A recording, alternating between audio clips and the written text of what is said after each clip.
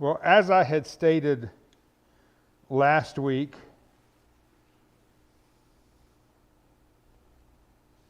the devil doesn't want me to preach or teach this week because he's just been slowing me down every chance he gets. We had to go back out to Crystal's yesterday out in Davenport, and I was doing some more work. We had to haul some stuff to the house. She's out of her apartment, and did some more work around her house, doing this and that and everything else, and getting ready to leave early so I could get home, so I could work on my lessons. And I had been checking every time I'd go to close the truck, I check my pocket, got my keys, close the door all day long, checking, make sure before I close the door. We go to leave, and we had left and come back because she'd called us. Oh, you need to do this one last thing. And so we ran back to the house, and Kathy got out of the truck. I got out of the truck, and I slammed the door and went in. Had to go back out to the truck. No keys. In the truck. Called, roadside assistance. Sat there for 3 hours. And because we're way out in, Davenport, there's nobody locally. And I was getting calls to check up to make sure I still needed them. And my phone was intercepting the call as being a scam or whatever, and was putting it into or deleting it. I wasn't getting the message. It was just coming up as, ding, oh, you missed a call. And I'd look and, oh, okay, here it is. And I'd call it, and they said, oh, this is an outgoing number only. And it's like, so then I had to call USAA, and it wasn't going through, and it's like, whatever. So 3 hours later, I finally get ding and look at it, and they say, oh, we're sorry, but we can't send anybody to you. And Crystal has AAA, so I had to call AAA. We didn't get home till almost 10 o'clock last night. And it's like, oh. So, again, you always got to realize that the devil's out there, and he's going to stop you from, doing anything that, that you need to be doing for the Lord. So, again, we are going through James. We are in the first chapter still. And I want to go back over this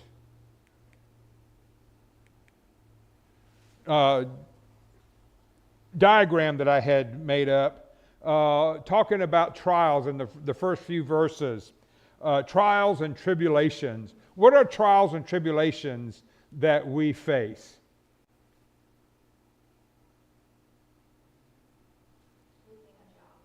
Losing a job. Okay. Like I was just talking about, trying to get home and everything going on wrong and nothing working right, keeping me from getting home. Okay. Those are trials and tribulations. We all have them. They're all different. We probably have different ones because of who we are. Okay. But we also have some of the same trials and tribulations. But what did James tell us that we need to do when we face these trials and tribulations? Count it all joy. Okay? And by counting it all joy, what are we going to get? Patience. Okay? And by dealing with this and doing the right thing and remaining a true Christian, we're not going to lack anything, are we? But does that mean our life is going to be perfect? No. We're still going to face the trials and tribulations. So it's a vicious circle that we are going to face, sometimes maybe on a daily basis. We're going to be going through this. We're going to face trials and tribulations. We're going to do right. We're going to have joy for it. We're going to get more patience in dealing with those trials and tribulations. We're not going to lack anything, but next thing you know, there's more trials and tribulations. So we need to remember that as we go through our life. So we're going to pick up where we left off at James 1, verse 5. And we're going to break these down into sections and look at them individually. If any of you lacks wisdom, that is what I would classify as a loaded statement, don't you think? We all have wisdom, some more than others. We're somewhat smarter than others. But do we consider ourselves wise? Do we consider ourselves smart? Or do we consider ourselves dumb? None of us here are dumb. None of us are dumb. but we usually don't consider ourselves that way. Now, we might act this way at times and do dumb things and stupid things. Yes, sir. I look at intelligence and wisdom as intelligence. Yeah, you can be intelligent, but wisdom is knowing what to do with your intelligence. Okay, it is. You know, and everybody, what is it? How do they use it when you said that? Military intelligence are contradictory terms, you know. But it is something that we have. Yes.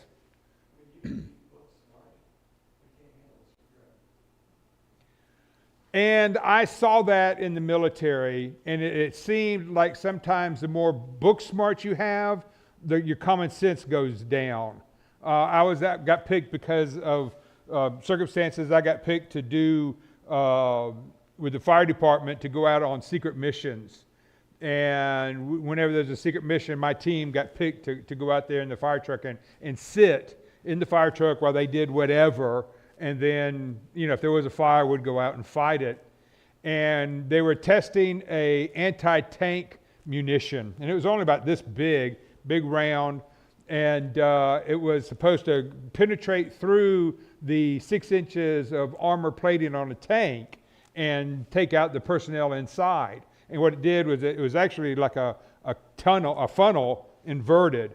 And then whenever the explosion happened behind it, that funnel inverted, which made it super hot. And then it would hit the armor plating, go through the armor plating, and then inside it would fracture, killing the people inside. And so they were testing this with this big container. They'd gotten a smaller container, filled it with diesel fuel, and set it up with 6 inches of plating in front of it and the munition in front of it. And they were testing it. Well, the specifics of the mission, they had to put X amount of gallons of diesel fuel into this. They couldn't just fill it. They had to have, you know, this amount. They had a 55-gallon drum with this hand crank, you know, to get the diesel out. And so these two, what we call butter bars, they're right out of college, are thinking, okay, well, we need to do this. Well, they get out with their slide rules and their calculators and everything, and they could open the side of the container instead of a fill on the top, it was on the side, and they could put a stick through there and reach across through that diesel tank. And they were trying to judge the distance, you know, and the angle and how far it was and where it was hitting. And all of us NCOs, our dumb MCOs, we just sat in the shade. You know, it was down there in Florida. It was hot during the summer. And they were sitting there with their calculators and slide rules and yada yada for 2 hours. One of the NCOs, when we first started, said, well, here's a gallon jug. Why don't you just count how many turns it takes to fill that gallon jug, and then multiply that times however many gallons you need to put into the tank and be done. Oh, no, we got this. Sat there for 2 hours. Slide rules, everything, trying to figure it out, measuring it, doing this and that and everything. We're sitting in the shade taking naps. And they finally, after 2 hours, put everything away, walked over there, grabbed the gallon jug. 1, 2, 3. But they're straight out of college. They've got all this mathematical knowledge. Oh, we know how to do this. We'll figure it out. But they weren't smart enough to think, well, you know what? This is right. We can just do this a whole lot easier, faster, and we wouldn't have been out there all day. So sometimes you do have too much smarts and not enough common sense, and that's what we need.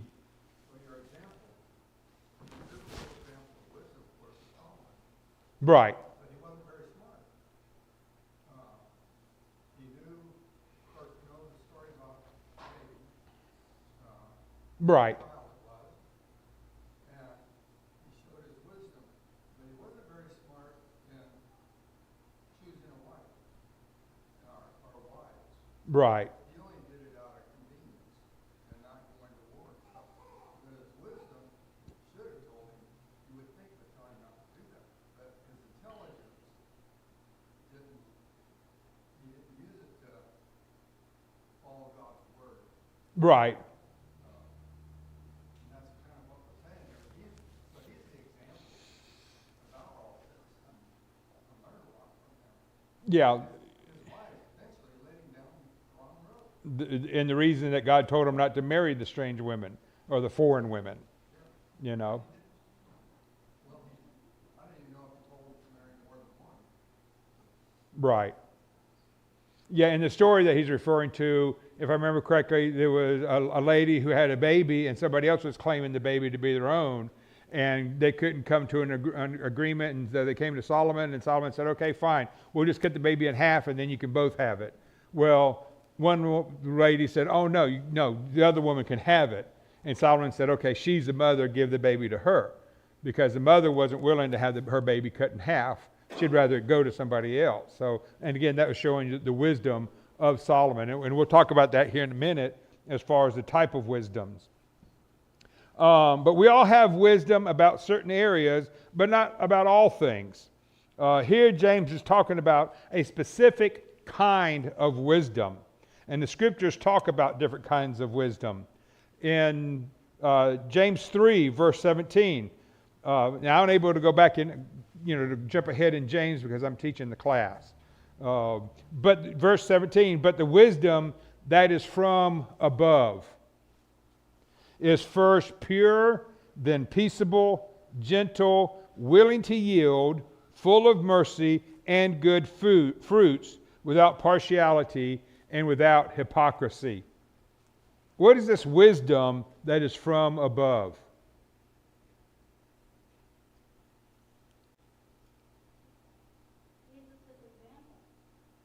Jesus' example. Okay. Where did Solomon get his wisdom? From God. Okay. So this wisdom that James is talking about here that is from above is wisdom from God. It's godly wisdom. And what kind of wisdom is this? First, it's pure. Then it is peaceable. Okay? Some of these people might think is contradicting each other. Yes? Well, above that in verse 15 says, I guess this is earthly wisdom. Wisdom does not descend from above, but it's earthly, sensual, and divine. Okay. But wisdom that is from above is pure and peaceable and gentle, willing to yield. Okay? How willing to yield are we at times? Sometimes we might yield easily, and then other times we put our feet to the ground and we said, no, I'm not yielding. It's going to be this way. Okay? But wisdom from above is willing to yield. It's full of mercy and good fruits, without partiality. Okay? Solomon in that story, he had no partiality. He had no ties with the two women. It was impartial. So he made a decision without any control over what's going on. I mean, not control, but any feelings about what was going on, okay? Because it was without partiality and without hypocrisy. So wisdom that's coming from above, wisdom that's coming from God, is going to have these attributes, okay? Now, let's go on to 1 Corinthians 2, verses 4 and 5. We just read about the heavenly wisdom and what that is. Now let's look at human wisdom. And you just read the scriptures about that in James verse 15.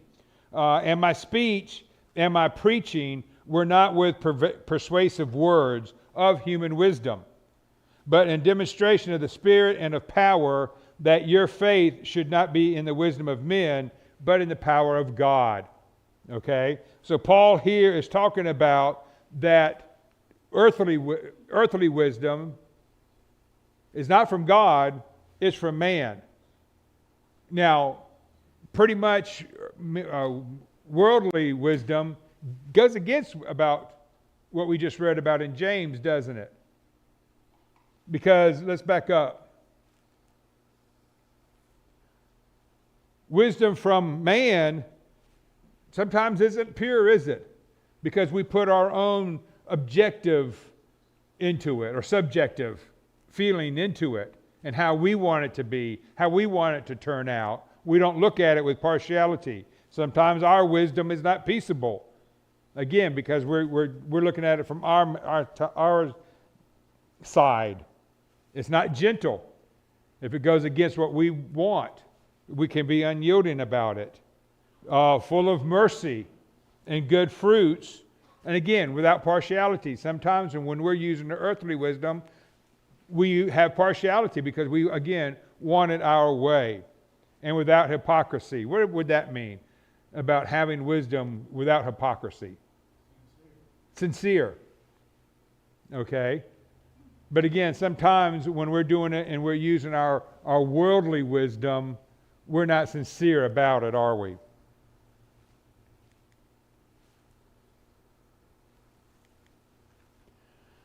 So, continuing on with verse 5, and I want to add on to what we've already read. What are some reasons or examples of when we need to ask God for the correct wisdom? What are some examples? I've shared with you before when I'm talking to somebody about God, when I'm talking to them, about scriptures. I'll go to God in my mind and I say, Lord, please give me the correct words to say so that I can reach this person. And I'll say things, and afterwards it's like, where did that come from? And it's like, oh yeah, it came from God. Because I had asked God to intervene and to give me the words that I needed to say to be able to reach that person. And again, we talked about this on Wednesday night. Sometimes if we just go in there on our own, we're going to say the wrong things. We're going to say things that is going to hurt people. We're going to say things that, trying to push our feelings on them, and our beliefs on them.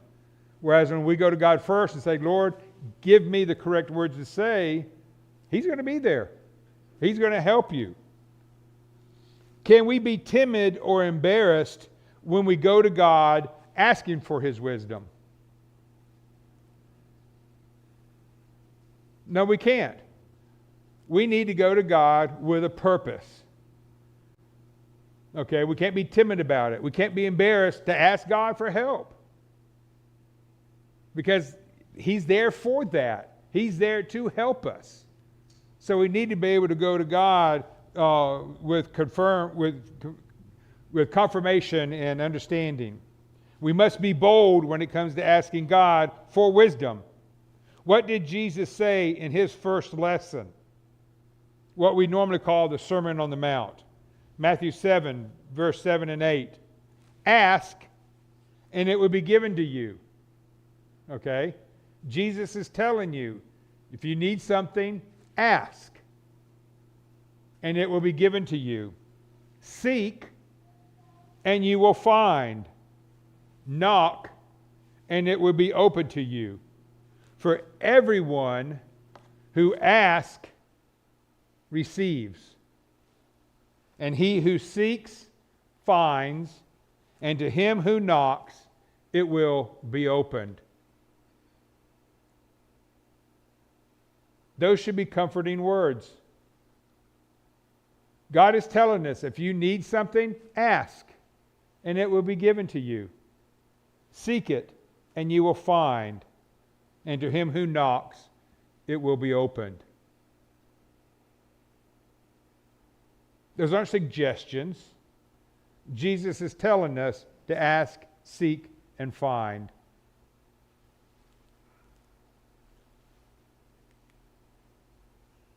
Going on in verse 5, if any of you lacks wisdom, let him ask of God, who gives to all liberally. So what does it mean to have a Christian life more abundantly? Here in John 10:10, I have come, Jesus is saying this, I have come that you may have life and that you may have it more abundantly. We can have life and have it more abundantly. What does that mean to you?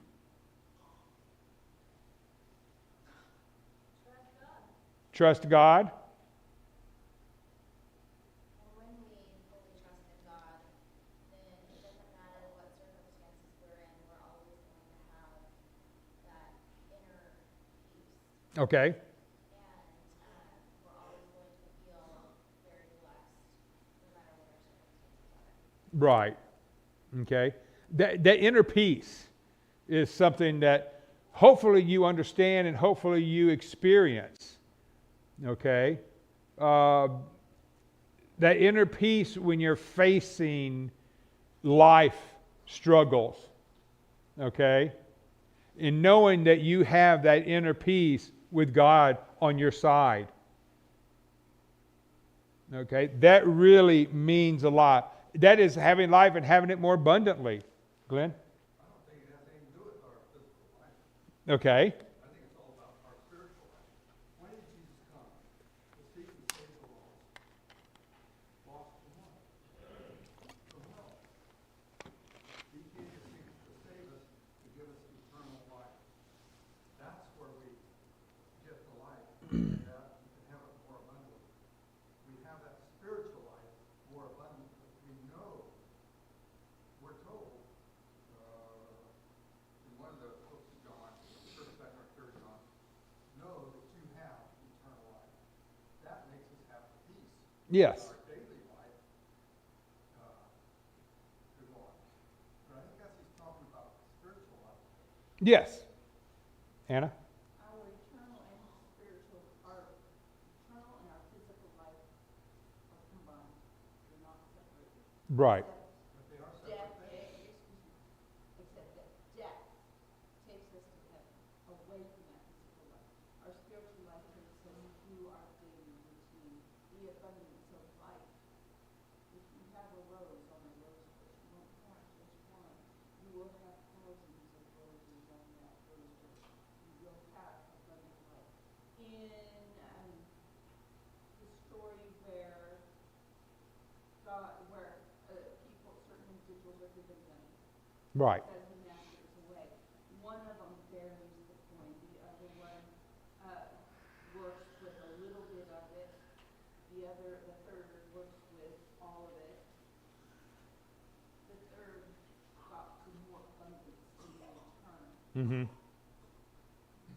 The middle got some, and the one that buried it got nothing.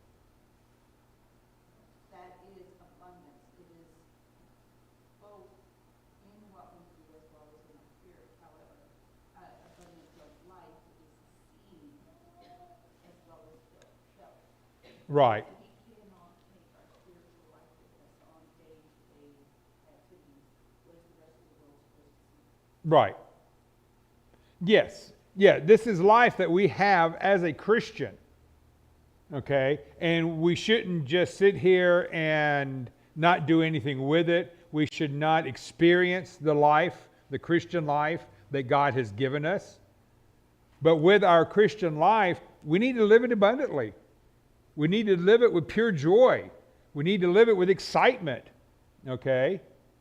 Sometimes I think we don't see our Christianity that way, and we just sit here just solemn and frowning, and that's not living life. That's not living our Christian life abundantly. That's not living our Christian life to its fullest. I think if we're living it fully, we're going to be living it abundantly. We're going to be happy and excited, and everybody's going to see that. And when they ask you about that joy that you have within you, there's an opportunity to share Christ with them. John? We have an opportunity in life to experience many things. Solomon set an example of his leaders. He had gardens and trees. He tried all sorts of things. And he enjoyed life. Yeah, that goes back to the study that we did. And he was talking about all these things that he did, but it didn't give him, the inner peace and joy. All of his money, all of his wisdom didn't give him that, but he did have it, with God. So again, we can't buy the joy and with the peace and everything, having a big, abundant life with money. We need to have it from our inner peace with Jesus that we have through our spiritual, through our Christianity, and have that life and have it more abundantly. And because, as we see in verse 5, God has given that to us, and he's given it to us liberally. Paul talks in Ephesians about God's abundance on Christians. Ephesians 3, verses 20 and 21. Now to him who is able to do exceedingly abundantly The him is capitalized, so that's going to be Jesus. So now to Jesus, who is able to do exceedingly abundantly above all that we ask or think. So anything that you could think of and that you can ask, that's a limitation that we have. Understand that Jesus is able to give more abundantly, exceedingly abundantly, above what we can ask or think, according to the power. Okay, here's the limited extension. I can't talk this morning. Limited capability above all the power that works in us. So God, Jesus, there is no power limit, is there? There is no limitations to what Jesus can do for us, what Jesus can give us. The limiting power is us and the power that works in us.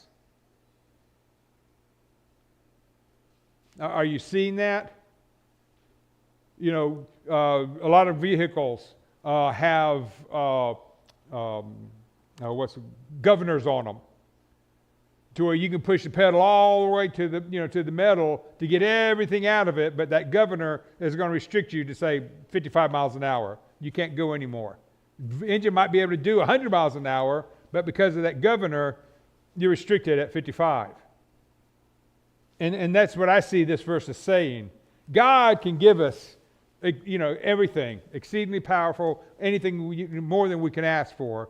But the governor, the restricting plate, is us. So how do we get more than, what we have spiritually?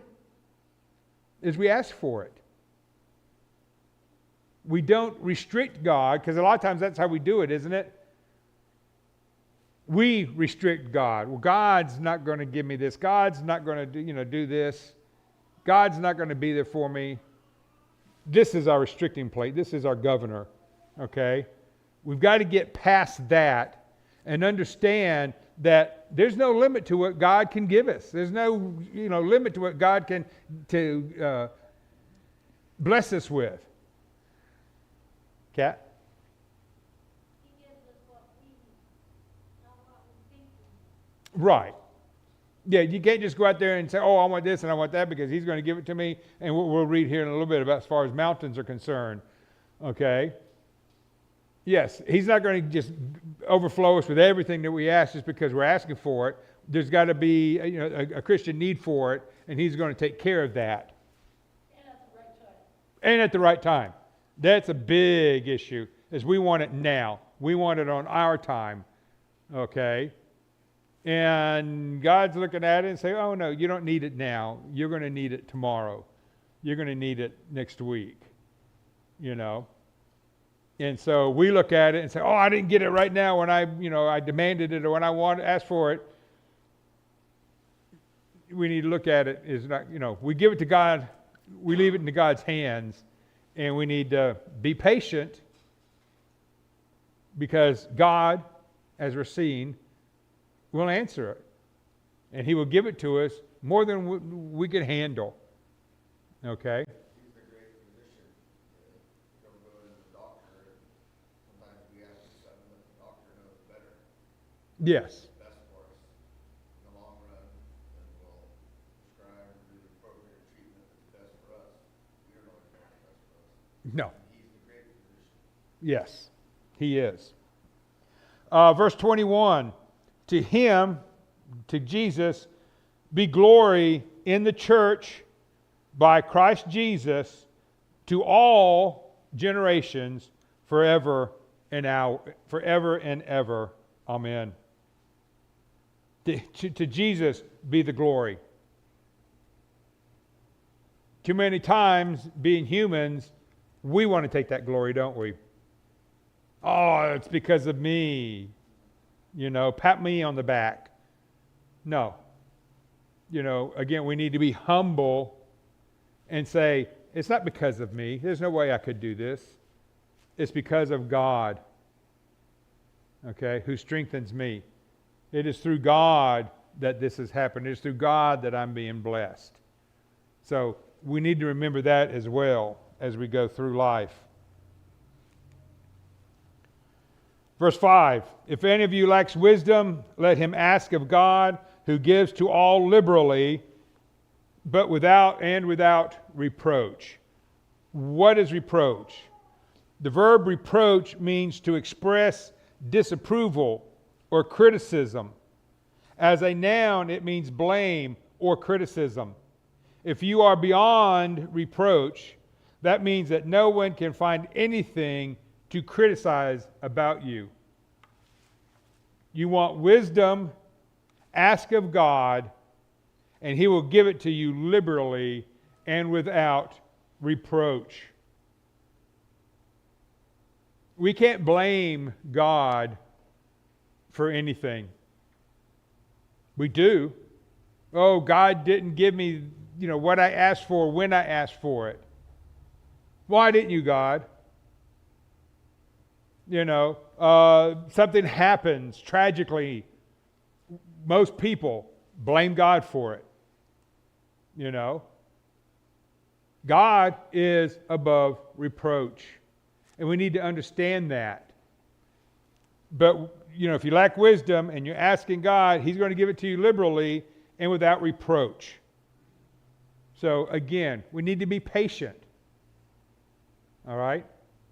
We need to be kind. We need to be understanding about that.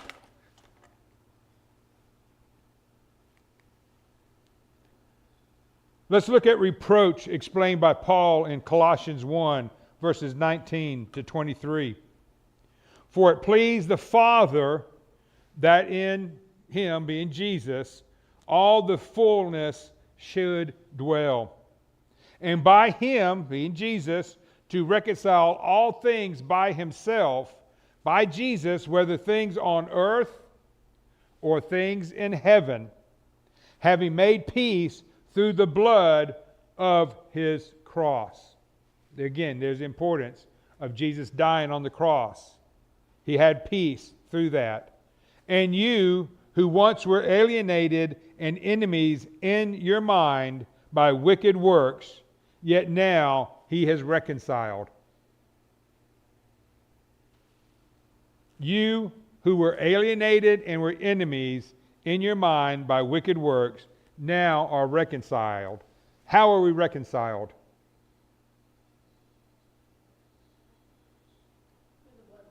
Through the blood of Christ that he shed on that cross. Okay? Through that cruel death on the cross, we are reconciled.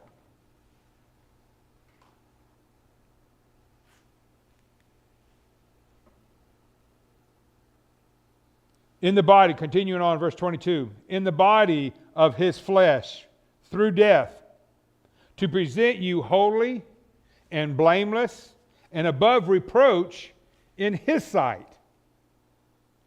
So through Jesus' blood that he shed on that cross, we are now above reproach in his sight. 23, if indeed you continue in the faith, there's some restrictions here. If you continue in the faith, grounded and steadfast, and are not moved away from the hope of the gospel which you heard, which was preached to every creature under heaven, of which I, Paul, became a minister. Okay? And who was Paul in his previous life? He was Saul. What was Saul doing?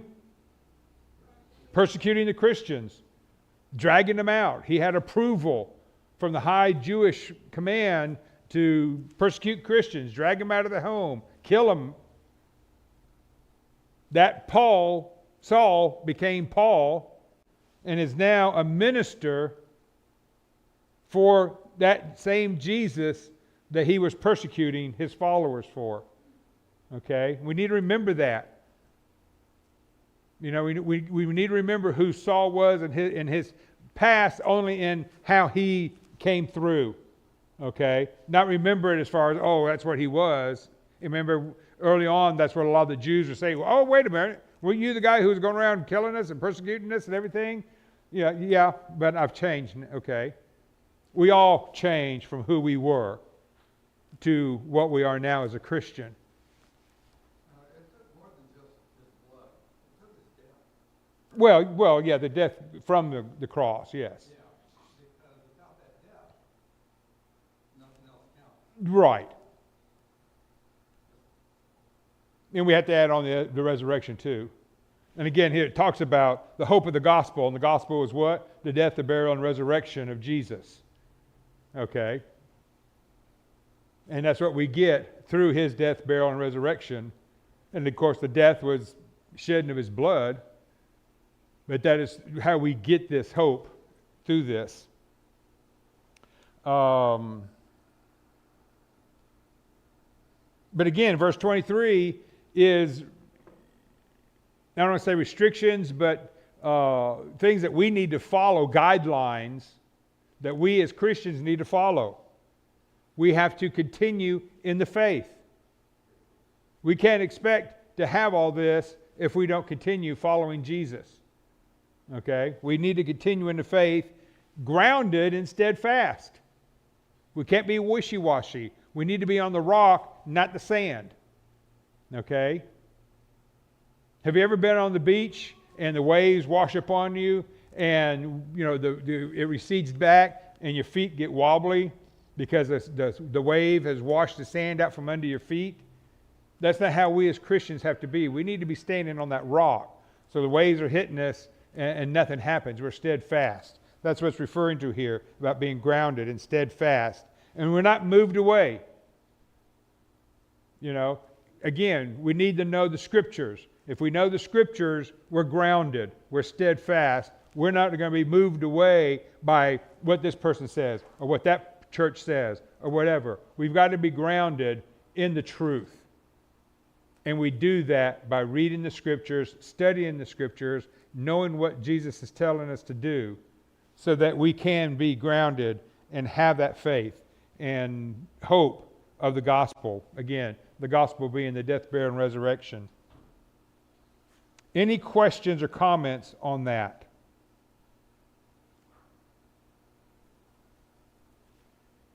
Well, Galatians or Revelations? Galatians. fruits of the Spirit talks about it was mentioned there a little bit ago in verse 6 that against us there is no law. Right. So if we do those things, live that way, there's no law against us. Right. Condemn us. Nobody can condemn us if we're living that way. Right. Yeah, we don't have any laws that I know of that deal with you can't love somebody. You can't be kind to somebody. You can't be affectionate to somebody. No, it's just the opposite. You can't murder somebody. You can't mistreat somebody. You can't steal from somebody. Okay? The things that God preached, 2,000 years ago are still true today, and that there's no law against it. We'll go ahead and stop there, and I just happened to think of something that I wanted to bring up this morning. And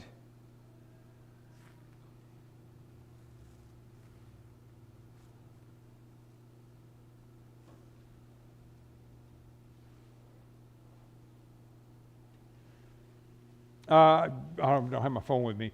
There was something that came up on my phone. If I scan to the right, it comes up with a bunch of news articles. And there's a news article in there from NASA. And I didn't know anything about it, but in 2016, NASA launched a $4 billion rocket into space on a 7-year mission.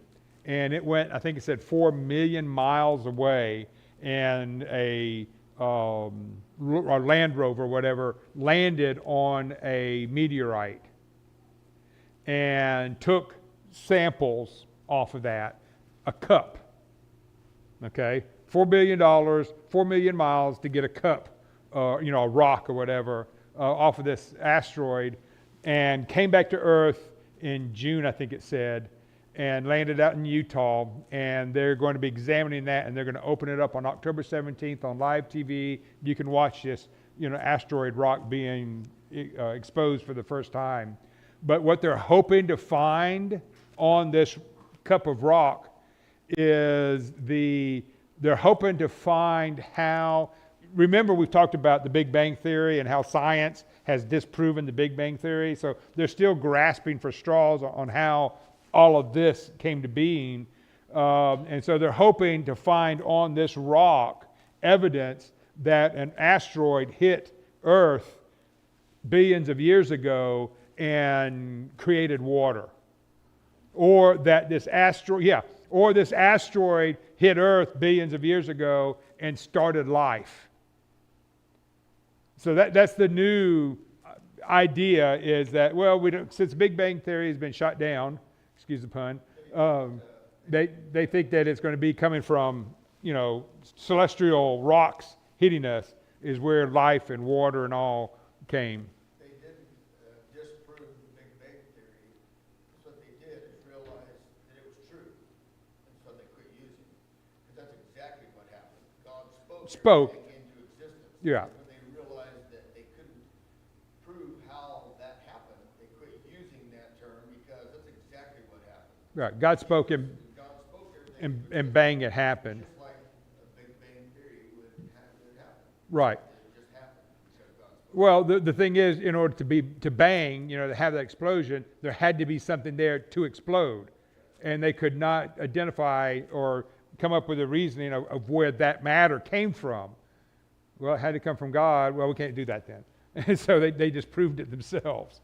So yeah, it's going to be interesting to see with this new theory of asteroids bringing life and water to Earth, how that's going to run. So be expecting that on the horizon. Thank you very much.